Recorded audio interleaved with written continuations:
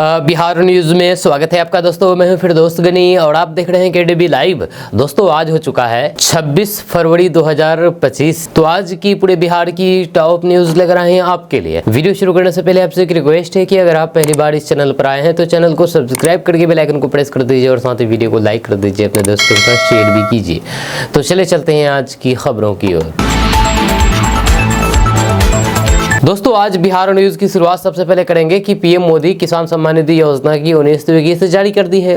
अब इसके बाद बिहार के मुख्यमंत्री नीतीश कुमार की बारी है। यह नीतीश कुमार जल्द ही बिहार के 25,000 किसानों को खुशखबरी देने वाले हैं। दरअसल बात यह है कि सरकार बिहार में सिंचाई का पानी पहुंचाएगा बिहार के खेतों में। अब इसको लेकर के बिहार सरकार किसानों को पैसे दे रही है। 25,000 किसानों को पैसे दिया जाएगा। आपको बता दूं कि कई हजार किसानों को अब तक पैसे दिए जा चुके हैं सिंचाई की। अब 25,000 और किसानों को मुख्यमंत्री निजी नलकूप का लाभ मिलेगा। इसको लेकर के बिहार सरकार किसानों के खाते में पैसे भेज रही है। दोस्तों बिहार सरकार ने बिहार में स्वास्थ्य सेवाओं को बेहतर बनाने के लिए बड़ा कदम उठाया है। मुख्यमंत्री नीतीश कुमार की अध्यक्षता में हुई कैबिनेट की बैठक में कुल 146 एजेंडों पर मुहर लगी है, जिसमें बिहार में 5 मेडिकल कॉलेजों के निर्माण को मंजूरी दी गई है।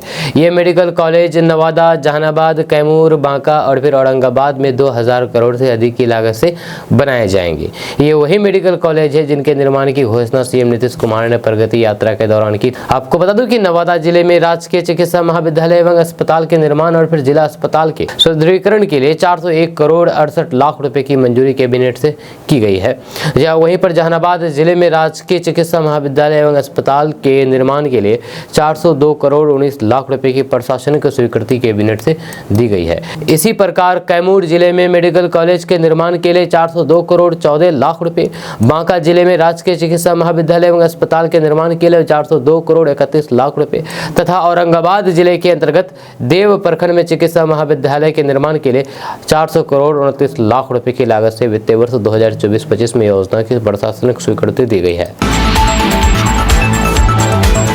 दोस्तों बिहार की सियासत में इस वक्त नीतीश कुमार के बेटे निशांत कुमार चर्चा का केंद्र बने हुए हैं। जी आपको बता दूं कि पटना के सियासी गलियारों में दावा किया जा रहा है कि निशांत कुमार की जल्द ही पॉलिटिकल लॉन्चिंग होने वाली है।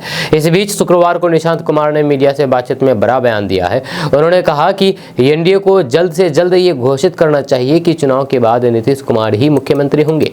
नीतीश कुमार के बेटे निशांत कुमार ने मीडिया से बातचीत में कहा कि एनडीए को घोषित करना चाहिए कि चुनाव के बाद नीतीश कुमार ही सीएम होंगे। उन्होंने कहा कि मैं अपनी पार्टी के कार्यकर्ताओं से कहना चाहता हूं कि घर घर जाकर के पिताजी ने जो भी विकास के कार्य किए हैं वे सब बताएं। जब पिछली बार कुछ कमी रह गई थी जिसकी वजह से हमारी 43 सीट आई थी, इस बार सीटों की संख्या ज्यादा होनी चाहिए। दोस्तों बिहार में इस साल विधानसभा चुनाव होने वाला है। चुनाव की सरगर्मी बिहार में दिखने लगी है। सियासी हलचल और फिर बयानबाजी का क्रम भी तेज हो गया है। इसी कड़ी में बिहार के पूर्णिया से निर्दलीय सांसद पप्पू यादव ने कांग्रेस और आरजेडी के गठबंधन को लेकर के बड़ी बात कही है। पप्पू यादव ने दोनों पार्टियों में से एक को ऊंट तो दूसरे को गधा बताया है। राजधानी पटना में जब पत्रकारों ने पप्पू यादव से सवाल किया कि विधानसभा चुनाव से पहले ऐसा कहा जा रहा है कि बिहार में चलेगी तो बस लालू प्रसाद यादव की ही चलेगी, इसके जवाब में पप्पू यादव ने कहा कि ऐसा कौन कह रहा है। जहाँ लालू यादव मेरे सम्मानित नेता हैं, मगर कांग्रेस के बिना भाजपा को हराना मुश्किल है। गठबंधन है और कांग्रेस अपनी ओर से गठबंधन नहीं तोड़ती है। जहाँ लालू प्रसाद यादव का सम्मान है तो फिर कांग्रेस का भी सम्मान है। मुझे लगता है कि बिहार की जनता कांग्रेस के साथ खड़ी होगी। पप्पू यादव ने कांग्रेस को ऊंट बताते हुए कहा कि ऊंट बैठी हो जाए तो फिर गधा से ऊंचा होता है। उन्होंने आगे कहा कि लालू प्रसाद यादव की अपनी पार्टी है, कांग्रेस के लीडर राहुल गांधी और फिर प्रियंका गांधी है और फिर कांग्रेस के बगैर बीजेपी को चुनाव में हराना मुश्किल है। दोस्तों पटना के पीएमसीएच अस्पताल ने चिकित्सा जगत में नया कीर्तिमान स्थापित किया है। यह अस्पताल अब देश का सबसे बड़ा और दुनिया का सबसे बड़ा अस्पताल बनने जा रहा है। जहां दुनिया का सबसे बड़ा अस्पताल बिहार में बनने जा रहा है, जहां पर 5462 बेड की सुविधा होगी। मंगलवार को राष्ट्रपति द्रौपदी मुर्मू ने पीएमसीएच के शताब्दी समारोह में मुख्य अतिथि के रूप में शिरकत की और इस उपलब्धि को बिहार के लिए गौरवशाली बताया है। आपको बता दूं कि पीएम मोदी के स्वस्थ भारत विजन को आगे बढ़ाते हुए बिहार सरकार ने पीएमसीएच के पूर्ण निर्माण पर 5,500 540 करोड़ रुपए का निवेश किया है। जहाँ अत्याधुनिक सुविधाओं से लैस इस अस्पताल में हेलीपैड की भी व्यवस्था होगी, जिससे गंभीर मरीजों के लिए एयर एम्बुलेंस सेवा उपलब्ध होगी, यानी कि हेलीकॉप्टर से भी यहाँ पर मरीजों को लाया जा सकेगा। आपको बता दें कि शताब्दी समारोह को संबोधित करते हुए राष्ट्रपति द्रौपदी मुर्मू ने पीएमसीएच की ऐतिहासिक विरासत की सराहना की है। उन्होंने कहा है कि इस अस्पताल ने चिकित्सा के क्षेत्र में अनगिनत योगदान दिए हैं, जिनमें कालाजार जैसी बीमारियों पर रिसर्च भी शामिल है। यहाँ से शिक्षा प्राप्त करके कई डॉक्टर वैश्विक स्तर पर चिकित्सा सेवा दे रहे हैं। सीएम नीतीश कुमार ने इस अवसर पर अपने संबोधन में बिहार में स्वास्थ्य सुविधाओं में आए बदलाव को रेखांकित किया है। उन्होंने कहा है कि 2005 से पहले बिहार के प्राथमिक स्वास्थ्य केंद्रों की स्थिति बेहद खराब थी, जहां महीने में औसतन मात्र 39 मरीज आते थे, जबकि आज ये संख्या 11,000 तक पहुंच गई है। उन्होंने पीएमसीएच के विस्तार को अपनी सरकार की एक बड़ी उपलब्धि बताया है और इसे बिहार के नागरिकों के लिए वरदान करार दिया है। दोस्तों, बिहार के मुख्यमंत्री नीतीश कुमार के बेटे निशांत कुमार के राजनीति में आने को लेकर के बिहार में चर्चाओं का बाजार गर्म है। इस बीच निशांत ने मंगलवार को मीडिया से बातचीत की। राजद नेता तेज प्रताप यादव ने निशांत से राजद में शामिल होने की अपील की थी। इस पर नीतीश कुमार के बेटे निशांत कुमार ने बड़ा बयान दिया है। आपको बता दूं कि तेज प्रताप यादव निशांत के राजद में शामिल होने की अपील की थी। इस पर उन्होंने कहा कि आइए जनता के बीच में चलते हैं, वही बताएगी कि क्या करना है। इस बयान को निशांत के चुनावी राजनीति में आने का संकेत माना जा रहा है। उन्होंने लोगों से आगामी विधानसभा चुनाव में जदयू को और फिर अधिक सीटों पर जिताने की अपील की है। प्रधानमंत्री नरेंद्र मोदी की ओर से नीतीश कुमार को लाडला मुख्यमंत्री बताए जाने पर उन्होंने कहा कि गठबंधन में है तो फिर बोलेंगे ही अच्छा है। इसके साथ ही उन्होंने एनडीए से नीतीश कुमार को मुख्यमंत्री पद का चेहरा घोषित करने की अपील की है। निशांत कुमार ने मीडिया के जरिए बिहार के युवाओं और फिर हर तबके के लोगों से अपील की है कि वे वोट करें। पिताजी ने विकास किया है। पिछली बार आप लोगों ने 43 सीटें दी थी, तब भी उन्होंने विकास का काम जारी रखा। इस बार थोड़ा सीट बढ़ाइए ताकि आगे भी पिताजी विकास जारी रखेंगे। दोस्तों, मुख्यमंत्री नीतीश कुमार की अध्यक्षता में कैबिनेट की कल बैठक हुई, जिसमें सबसे अधिक अब तक के सबसे अधिक 146 एजेंडों पर मुहर लगी है। यह इससे पहले 137 प्रस्ताव स्वीकृत करने का रिकॉर्ड था। मुख्य सचिवालय स्थित मंत्रिमंडल कक्ष में हुई बैठक में कई महत्वपूर्ण एजेंडों को मंजूर किया गया है। सबसे महत्वपूर्ण एजेंडे प्रगति यात्रा से जुड़े हुए रहे हैं। इसके तहत नीतीश कैबिनेट के माध्यम से प्रगति यात्रा में स्वीकृति बिहार में 7 medical college, 9 degree college, 17 sports complex, 9 अटल कला भवन को स्वीकृति दी गई है। वहीं पर 24 धार्मिक विकास के प्रोजेक्ट, 6 नदियों की उड़ाही और फिर 7 उद्योगों के विस्तार को स्वीकृति की गई है। वहीं पर मंगलवार को कैबिनेट की बैठक में प्रगति यात्रा के दौरान दक्षिण बिहार के जिलों में की गई घोषणाओं से संबंधित कुल 120 योजनाओं की स्वीकृति प्रदान की गई है। दक्षिण बिहार के घोषणाओं से संबंधित 123 योजनाओं की विभाग स्तर से पूर्व में ही स्वीकृति की जा चुकी है। इन योजनाओं की कुल राशि 30,000 करोड़ रुपए है। इसके पहले उत्तर बिहार की कुल 187 योजनाओं के लिए 20,000 करोड़ रुपए की स्वीकृति पिछले कैबिनेट की बैठक में दी जा चुकी है। इस प्रकार मुख्यमंत्री नीतीश कुमार की प्रगति यात्रा के दौरान की गई घोषणाओं की क्रियान्वयन के लिए कुल 50,000 करोड़ रुपए की स्वीकृति कैबिनेट द्वारा प्रदान कर दी गई है। जहाँ कैबिनेट की बैठक में सीएम नीतीश कुमार ने कैमूर, जहानाबाद, नवादा, बांका और औरंगाबाद में मेडिकल कॉलेज के निर्माण के लिए 2,000 करोड़ रुपए से ज्यादा पैसा रिलीज करने पर स्वीकृति दी है। दोस्तों, बिहार पुलिस में नौकरी का सपना देखने वाले उम्मीदवारों के लिए एक बड़ी खुशखबरी आई है। बिहार पुलिस अधीनस्थ सेवा आयोग ने यानी कि बीपीएसएससी ने अवर निरीक्षक के पदों पर भर्ती के लिए आवेदन आमंत्रित किए हैं। इस भर्ती के जरिए बिहार पुलिस में एक अहम भूमिका निभाने का सुनहरा अवसर मिलेगा। आपको बता दूं कि बिहार पुलिस में दारोगा के पदों पर भर्ती के लिए आवेदन की प्रक्रिया 27 फरवरी 2025 से शुरू हो रही है और उम्मीदवारों को आवेदन की अंतिम तिथि 27 मार्च 2025 तक अपना आवेदन जमा करना होगा। आवेदन प्रक्रिया बीपीएससी की आधिकारिक वेबसाइट bpsc.bihar.gov.in पर ऑनलाइन होगी, जो उम्मीदवारों की योग्यता स्नातक पास होनी चाहिए। वहीं पर चयन प्रक्रिया के बारे में बात की जाए तो उम्मीदवारों को पहले एक प्रारंभिक परीक्षा पास करनी होगी। इसके बाद मुख्य परीक्षा का आयोजन किया जाएगा। इसके बाद उम्मीदवारों को शारीरिक दक्षता परीक्षा से गुजरना होगा, जिसमें दौड़, जंप और फिर गोला फेंक जैसी गतिविधियां शामिल है। फिर उम्मीदवारों के दस्तावेजों की जाँच की जाएगी और फिर मेडिकल परीक्षा भी आयोजित की जाएगी। आयु सीमा के बारे में बात की जाए तो इस भर्ती भर्ती के लिए उम्मीदवारों की न्यूनतम आयु यानी कि कम से कम उम्र 20 साल और अधिकतम उम्र 37 साल निर्धारित की गई है। पुरुष उम्मीदवारों के लिए ये आयु सीमा लागू होगी। वहीं पर वेतन के बारे में बात किया जाए तो चयनित उम्मीदवारों को लेवल 6 के अनुसार वेतन मिलेगा, जो कि लगभग 35,000 रुपये से लेकर के 50,000 रुपये प्रति माह हो सकता है। इसके अलावा अन्य भत्ते और फिर सुविधाएं भी शामिल है। दोस्तों, बीजेपी के नए अध्यक्ष बनने का इंतजार अब खत्म होने वाला है। सूत्रों के अनुसार होली से पहले भाजपा अपने नए अध्यक्ष की घोषणा कर देगी। जब मौजूदा राष्ट्रीय अध्यक्ष जेपी नड्डा का कार्यकाल खत्म होने वाला है, वहीं पर ऐसा माना जा रहा है कि बीजेपी का दिल्ली चुनाव में जीत के बाद अब पूरा फोकस पार्टी के नए अध्यक्ष के चुनाव पर है। जब भाजपा के नए अध्यक्ष के चुनाव को लेकर के चल रही दौड़ में राजस्थान की पूर्व सीएम वसुंधरा राजे की चर्चा सबसे तेज है। ऐसा माना जा रहा है कि बीजेपी वसुंधरा राजे की पहली महिला अध्यक्ष बनाकर के देश में नया संदेश दे सकती है।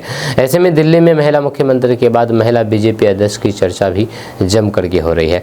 राजनीतिक जानकारों की माने तो राजस्थान विधानसभा चुनाव और फिर नए सीएम के तौर पर भजनलाल शर्मा की ताजपोशी के बाद से राज तिलक हलकों में वसुंधरा राजे की नाराजगी की खबर सामने आई थी, लेकिन बीते कुछ समय में वसुंधरा राजे की राजनीतिक सक्रियता और लगातार प्रधानमंत्री मोदी की तारीफ से ये लग रहा है कि उनका केंद्रीय संगठन से तालमेल अब मजबूत हो गया। वहीं वसुंधरा राजे को आरएसएस भी पसंद करता है। ऐसे में राजे को अध्यक्ष की रेस में सबसे आगे माना जा रहा है।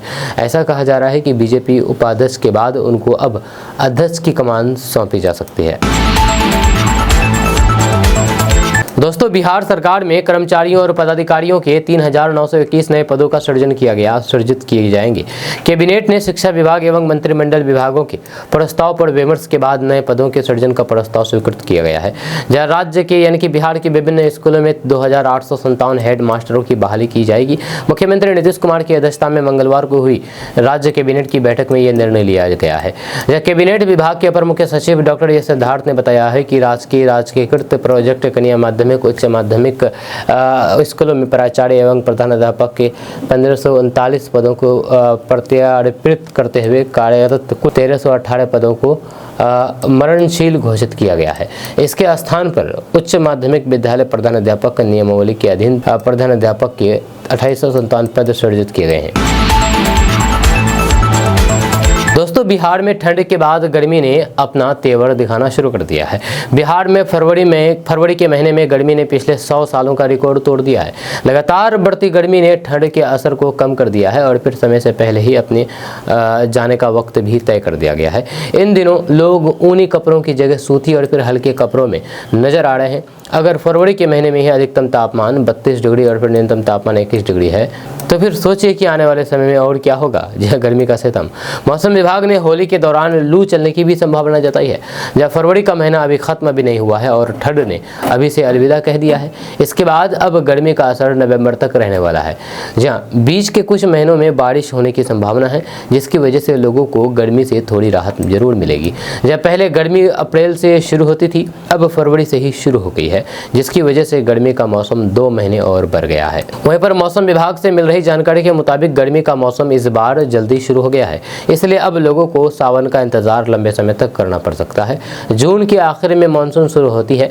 इस बार फरवरी से ही गर्मी शुरू हो गई है, तो फिर अब गर्मी का मौसम लंबा चलने वाला है और फिर मई जून तक गर्मी की स्थिति बनी रहेगी। दोस्तों, मुख्यमंत्री नीतीश कुमार की प्रगति यात्रा ने बिहार में विकास और समृद्धि का मार्ग प्रशस्त कर दिया है। इस प्रगति यात्रा के माध्यम से बिहार को 50,000 करोड़ रुपए की लागत वाली विभिन्न विकास योजनाओं की सौगात मिली है। मुख्यमंत्री नीतीश कुमार की दक्षिण बिहार के जिलों में की गई सभी घोषणाओं से संबंधित 30,000 करोड़ की 243 योजनाओं को मंजूरी दी गई है। इनमें से 123 को विभाग के स्तर पर और फिर 120 योजनाओं को आज मंत्रिपरिषद के स्तर पर मंजूर किया गया है। मुख्यमंत्री नीतीश कुमार की उत्तर बिहार के जिलों में प्रगति यात्रा के क्रम में की गई घोषणाओं से संबंधित 20,000 करोड़ रुपए की लागत वाली कुल 187 योजनाओं को मंजूर किया गया है। इनमें से 67 योजनाएं विभाग के स्तर पर और फिर 120 योजनाओं को 4 फरवरी को मंत्री परिषद के स्तर पर मंजूर किया गया था। इस प्रकार प्रगति यात्रा के दौरान की गई घोषणाओं को जमीनी स्तर पर उतारने के लिए 50,000 करोड़ की लागत वाली 430 योजनाओं को मंजूरी दी गई है। इनमें से 190 योजनाओं को विभाग के स्तर पर और फिर 240 योजनाओं को मंत्री परिषद के स्तर पर मंजूर किया गया है। मुख्यमंत्री नीतीश कुमार की प्रगति यात्रा के दौरान बिहार को ऐतिहासिक समृद्धि तोहफा मिला है। दोस्तों, यूपीएससी परीक्षा भारत की सबसे कठिन परीक्षा में से एक मानी जाती है, जिसे पास करना बहुत ही मुश्किल है। फिर भी हर साल लाखों की संख्या में अभ्यर्थी परीक्षा में शामिल होते हैं, जिसमें बहुत कम लोग ही अपने सपनों को साकार कर पाते हैं। जिसमें कई प्रेरणा देने वाली कहानी में से एक है अवनीश शरण की IAS बनने की कहानी, जिसने अपने जीवन में कई बार असफलता का सामना किया है, लेकिन उसने कभी भी हार नहीं मानी और अपने सपनों को साकार करके दिखाया है, जिसकी सफलता की कहानी पूरे भारत के युवाओं और फिर अभ्यर्थियों के लिए प्रेरणा का स्रोत है। बिहार के समस्तीपुर जिले के रहने वाले IAS अवनीश शरण ने अपनी प्रारंभिक पढ़ाई सरकारी स्कूल से पूरी की है। वो समस्तीपुर के RHS दल सिंह सराय से 10वीं की परीक्षा पास की थी। वह पढ़ने में अधिक तेज विद्यार्थी नहीं थे, जहाँ उनकी पढ़ाई औसत थी। उन्होंने 10वीं कक्षा में सिर्फ 44.7% मार्क्स हासिल किए, जब बाद में उन्होंने अधिक मेहनत की और फिर थोड़ा बेहतर प्रदर्शन करते हुए 12वीं कक्षा में 65% मार्क्स हासिल किया। अवनीश ने ग्रेजुएशन में 60% अंक हासिल किया। इसके बाद उन्होंने भारत की सबसे कठिन परीक्षा यानी कि यूपीएससी परीक्षा में बैठने का फैसला किया। इसके साथ ही उन्होंने IAS अधिकारी बनने का सपना देखा और फिर पढ़ाई में औसत होने के बावजूद भी अपना IAS बनने का सपना साकार किया। आपको बता दें कि IAS अवनीश शरण 2009 बैच अधिकारी है। शरण ने PSC CSE के अपने पहले अटेम्प्ट में इंटरव्यू राउंड में पहुंचे, लेकिन वह इंटरव्यू में असफलता का सामना करना पड़ा उनको। उसके बाद भी शरण को कई बार असफलता का सामना करना पड़ा और फिर उनका सपना पूरा होते होते रह गया, लेकिन उन्होंने बिना हार माने कोशिश करते रहे और फिर अपने कोशिशों को जारी रखा। शरण के कई अटेम्प्ट देने के बाद उन्होंने ऑल इंडिया रैंक 77 हासिल की और फिर 2009 में IAS में प्रवेश किया। वर्तमान में छत्तीसगढ़ के बिलासपुर जिले में तैनात है। दोस्तों, बिहार का मखाना अब देश ही नहीं बल्कि विदेशों तक सप्लाई होने लगा है। हालांकि बिहार और फिर केंद्र सरकार बिहार के मखाना को और बड़ा बाजार दिलाने के लिए कई प्रयास कर रही है और फिर औषधीय और फिर पौष्टिक गुणों से भरपूर हाई प्रोटीन वाला मखाना को बिहार में सफ़ेद मोती भी कहा जाता है। ये फसल बिहार के किसानों के लिए गेम चेंजर साबित हो रहा है। वहीं पर इस बीच राज्यसभा सांसद संजय झा ने अंग्रेजी अखबार इंडियन एक्सप्रेस में एक आलेख के जरिए ये बताने की कोशिश की है कि कैसे बिहार के मखाना को एक बड़ा इंटरनेशनल बाजार मिल सकता है। संजय झा ने अपने इस आलेख में से जुड़ा एक पोस्ट भी सोशल मीडिया पर शेयर की है। संजय झा ने अपने सोशल मीडिया पोस्ट में लिखा है कि मखाना बोर्ड के साथ शुरू होगा बिहार के विकास का एक नया अध्याय। केंद्रीय बजट 2025-26 में मखाना बोर्ड की घोषणा बिहार के लिए एक बड़ी सौगात है। दुनिया के कुल मखाना उत्पादन में बिहार का योगदान करीब 85% है। मखाना बोर्ड मखाना के उत्पादन, ब्रांडिंग और फिर निर्यात को बढ़ावा देकर के किसानों की आय बढ़ाने और फिर बिहार को वैश्विक बाजार में स्थापित करने में अहम भूमिका निभाएगा।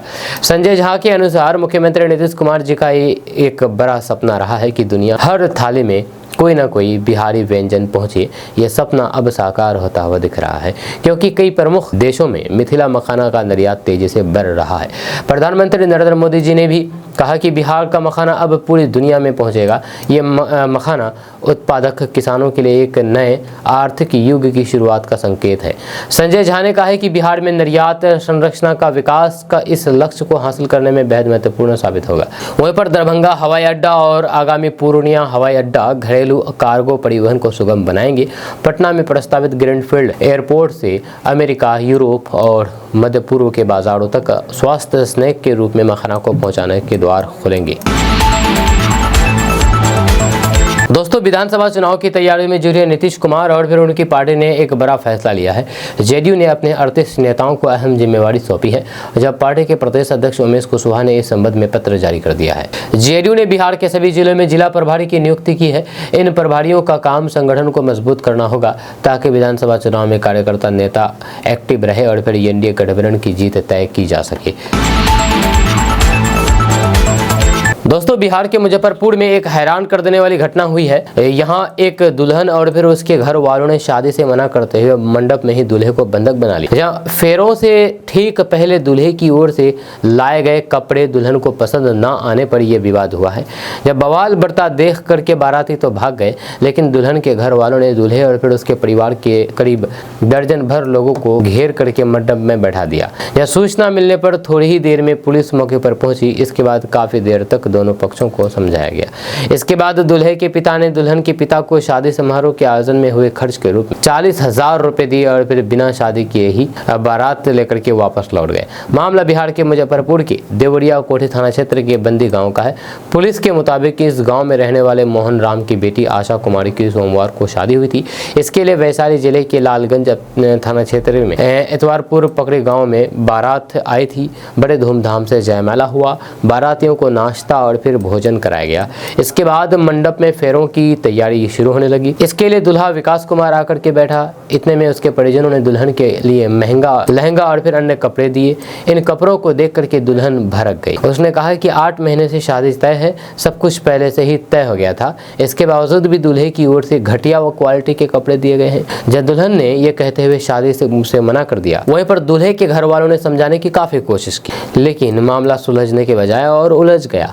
देखते ही देखते दुल्हन के घर वालों ने पूरी बारात को घेर करके बैठा लेने की बात की, तो फिर बारातियों में हरकत मच गया। बड़ी संख्या में बाराती वहां से भागने में सफल भी हो गए। जब चूंकि दूल्हा और फिर उसके घर वाले मंडप में ही बैठे थे, तो इसलिए दुल्हन के घर वालों ने उसे वहीं पर बंधक बना लिया। इतने में किसी ने पुलिस को सूचना दे दी। पुलिस मौके पर पहुंची और फिर दोनों पक्षों को समझा बुझा करके मामला रफा दफा कर दिया। दोस्तों, मुख्यमंत्री नीतीश कुमार ने पीएमसीएच के शताब्दी समारोह में कहा कि बिहार बहुत आगे बढ़ेगा, इसमें कोई शक नहीं है। बिहार में हर क्षेत्र और सभी वर्गों के विकास के लिए निरंतर काम किया जा रहा है। सीएम नीतीश कुमार ने कहा कि साल 2005 के पहले बिहार में स्वास्थ्य सुविधाओं का हाल काफ़ी ख़राब था। जहाँ उनके सत्ता में आने के बाद इस क्षेत्र में काफ़ी सुधार किए गए हैं। पहले बिहार में सिर्फ 6 मेडिकल कॉलेज अस्पताल थे, इनकी संख्या अब 12 हो गई है।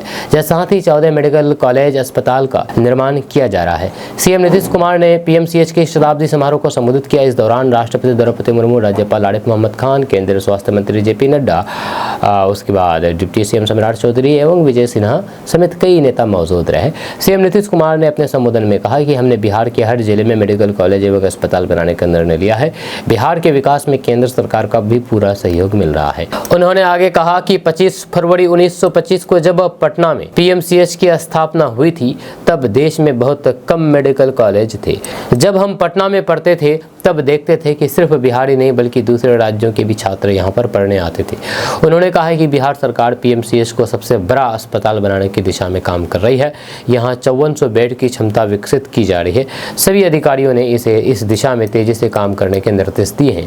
इसके अलावा IGIMS अस्पताल का भी विस्तार किया जा रहा है। वहीं पर आरजेडी शासनकाल के दिनों की याद दिलाते हुए सीएम नीतीश कुमार ने कहा कि जब वे सत्ता में आए थे तो उससे पहले बिहार में स्वास्थ्य सेवाओं का बहुत बुरा हाल था। प्राथमिक स्वास्थ्य केंद्र में महीनों में औसतन 39 लोग ही इलाज कराते थे। आज इनकी संख्या 11,000 से ज़्यादा हो गई है। उन्होंने कहा कि पहले हिंदू मुस्लिम के झगड़े होते थे, अब कोई झगड़ा नहीं होता है। मुसलमानों के हित में भी हमने काम करवाए हैं। हिंदू मुस्लिम दलित अगड़े पिछड़े सभी के विकास के लिए हमने काम किया है।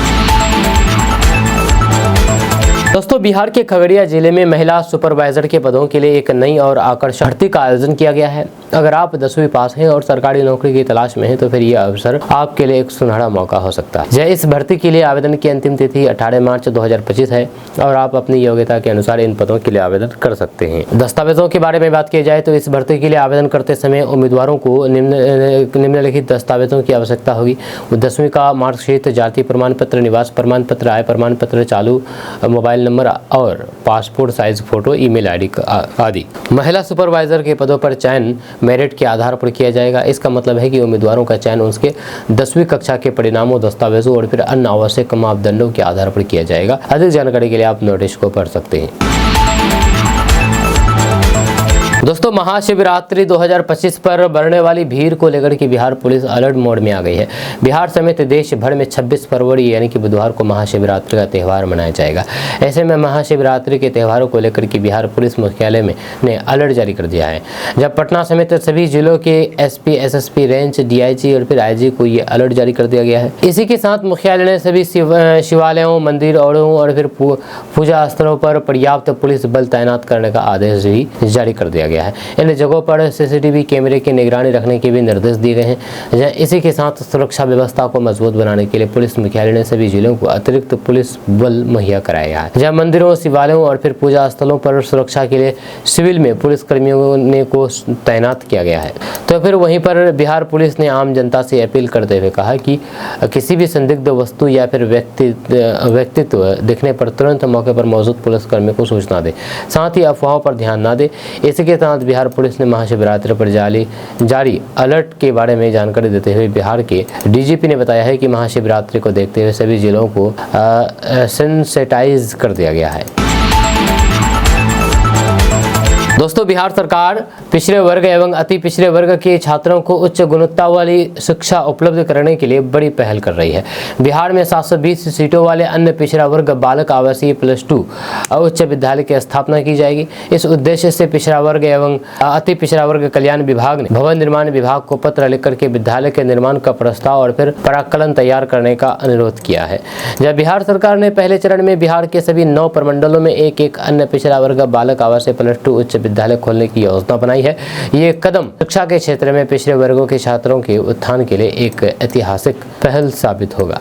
गौरतलब है कि पिछड़ा वर्ग एवं अति पिछड़ा वर्ग कल्याण विभाग पहले से ही बिहार में 39 अन्य पिछड़ा वर्ग कन्या आवासीय +2 उच्च विद्यालय संचालित कर रहा है। अब सरकार बालकों के लिए भी समान अवसर प्रदान करने के लिए कदम उठा रही है। दोस्तों, पटना सहित बिहार के शहरी क्षेत्र में जमीन की रजिस्ट्री अब महंगी हो सकती है। आने वाले महीने में संपत्ति के पंजीकरण की लागत बढ़ने की आशंका है। बिहार सरकार इस साल अप्रैल महीने से न्यूनतम मूल्य रजिस्टर्ड यानी कि सर्किल रेट बढ़ाने की तैयारी कर रही है। इससे स्टाम्प ड्यूटी महंगी हो जाएगी। इसका असर जमीन की कीमतों पर पड़ सकता है। अधिकारियों के अनुसार ग्रामीण इलाकों में सर्किल रेट में भी संशोधन की संभावना है। बिहार के शहरी क्षेत्र में MBR में आखिरी बार साल 2026 में संशोधन किया गया था। वहीं पर ग्रामीण क्षेत्र में आखिरी बार 2013 में सर्किल रेट में बदलाव हुआ था। सूत्रों के मुताबिक पंजीकरण विभाग के फील्ड अधिकारी पिछले कुछ महीनों से शहरी क्षेत्र में MBR को संशोधित करने के प्रस्ताव पर काम कर रहे हैं। इसके लिए वे पटना सहित बड़े शहरों में आसपास के विकासशील क्षेत्रों सहित विभिन्न जगहों पर बाजार दर के अनुसार प्रॉपर्टी की कीमतों के बारे में फीडबैक ले रहे हैं। दोस्तों, सड़क संपर्क के संदर्भ में सरकार ने एक लक्ष्य निर्धारित किया है। बिहार के किसी कोने से भी राजधानी पटना तक 5 घंटे में पहुंचा जा सकता है। बहरहाल 5 घंटे के लक्ष्य के साथ सरकार हर गांव गली तक पक्की सड़क बनाने का उपक्रम कर रही है। इसी क्रम में नहरों के कच्चे तटों पर पक्की सड़कें बनाई जा रही है। चौथे कृषि रोड मैप के समाप्ति तक नहरों के सभी कच्चे तटों पर पक्की सड़कें बना दी जाएगी। या कुछ जगह तो निर्माण कार्य भी पूरा हो चुका है।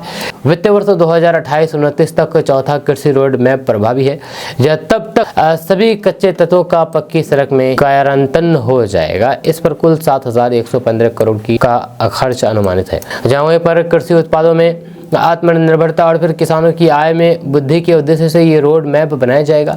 कृषि उत्पादों को बाजार उपलब्ध कराकर ही किसानों की आय बढ़ाई जा सकती है। वहीं पर नहरों का संपर्क सीधे खेतों से होता है।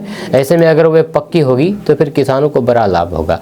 स्थानीय नागरिकों के लिए आवागमन अपेक्षाकृत सुलभ होगा और फिर नहरों की देखरेख में जल संसाधन विभाग के अभियंताओं और फिर अधिकारियों को सुविधा होगी। बहरहाल कच्चे तत्वों को पक्का करने का दायित्व ग्रामीण कार्य विभाग को मिला है, लेकिन काम शुरू करने से पहले उसे जल संसाधन विभाग से अनुमति लेनी होगी।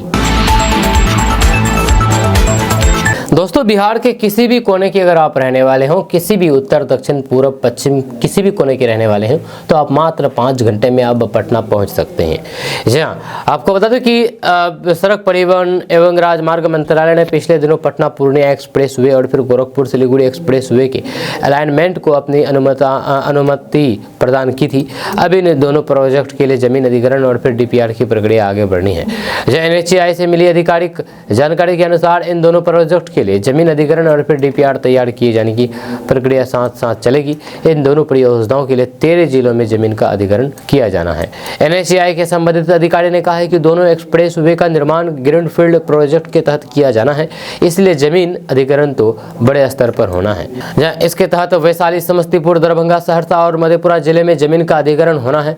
लक्ष्य है कि अगले 6 महीने के अंदर इस प्रोजेक्ट के लिए जमीन अधिग्रहण का काम पूरा हो जाएगा। वहीं पर गोरखपुर सिलीगुड़ी एक्सप्रेसवे की लंबाई 568 किलोमीटर है और बिहार में इसके तहत 417 किलोमीटर सड़क का निर्माण कराया जाना है। इस प्रोजेक्ट के अलाइनमेंट के तहत पश्चिम चंपारण, पूर्वी चंपारण, शिवहर, सीतामढ़ी, मधुबनी, सुपौल, अररिया और किशनगंज जिले में जमीन का अधिग्रहण किया जाना है। इस प्रोजेक्ट के लिए 100 मीटर चौड़ाई में जमीन का अधिग्रहण होगा। वहीं पर जिन जिलों से दोनों एक्सप्रेसवे गुजर रहे हैं उनके अधिकारियों को कॉम्पिटेंट अथॉरिटी ऑफ लैंड के गठन के लिए लिखा जा रहा है। दोस्तों, बिहार के कोसी नदी पर मधुबनी जिले के भेजा में सुपौल जिले के बकोर के बीच देश का सबसे बड़ा पुल बन रहा है। इस पुल के निर्माण से मधुबनी और फिर सुपौल की दूरी घटेगी और लोगों को यातायात में सहूलियत होगी। आपको बता दें कि 10 किलोमीटर लंबे इस पुल पर दिसंबर 2025 से यातायात की शुरुआत हो जाएगी। तो इस बात की जानकारी बिहार के डिप्टी सीएम पथ निर्माण विभाग के मंत्री विजय सिन्हा ने अपने सोशल मीडिया हैंडल से पर पोस्ट करके दी है।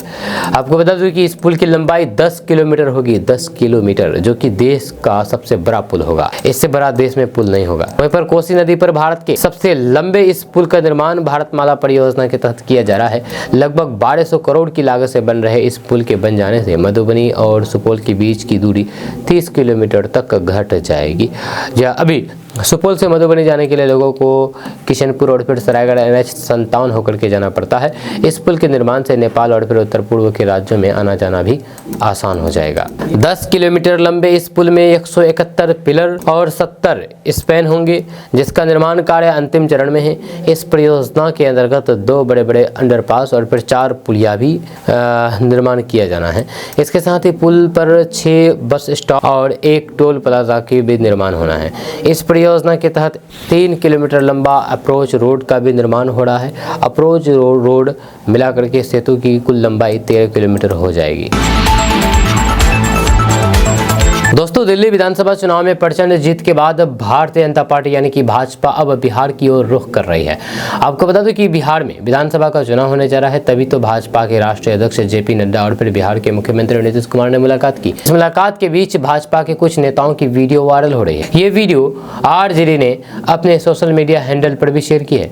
वीडियो में भाजपा नेता लालू प्रसाद यादव और तेजस्वी यादव के खिलाफ बातचीत करते हुए नजर आ रहे हैं। वहीं पर भागलपुर के सर्किट हाउस की है ये वीडियो, जहां पर बिहार के डिप्टी सीएम सम्राट चौधरी और फिर केंद्रीय मंत्री गिरिराज सिंह ये बात करते हुए नजर आ रहे हैं कि लालू यादव के खिलाफ बोलने से हमें फायदा है, लेकिन तेजस्वी के खिलाफ बोलने से हमें नुकसान है। जी हाँ, वहीं पर भाजपा नेताओं की इस बातचीत का वीडियो शेयर करके राजद ने सोशल मीडिया प्लेटफॉर्म पर लिखा कि प्रधानमंत्री मोदी के बिहार के दौरे के बाद केंद्र और फिर राज्य के मंत्रीगण वरिष्ठ भाजपा नेताओं के साथ मंत्रणा बैठक में बिहार के उप मुख्यमंत्री एवं अन्य नेता तेजस्वी यादव के खिलाफ बोलने से मना कर रहे हैं। इसमें बिहार के उप मुख्यमंत्री सम्राट चौधरी कह रहे हैं कि तेजस्वी यादव जी पर बोलने से हम सबको नुकसान होता है और लालू जी की पर बोलने से फायदा होता है। ये वीडियो सोशल मीडिया पर वायरल हो रहा है।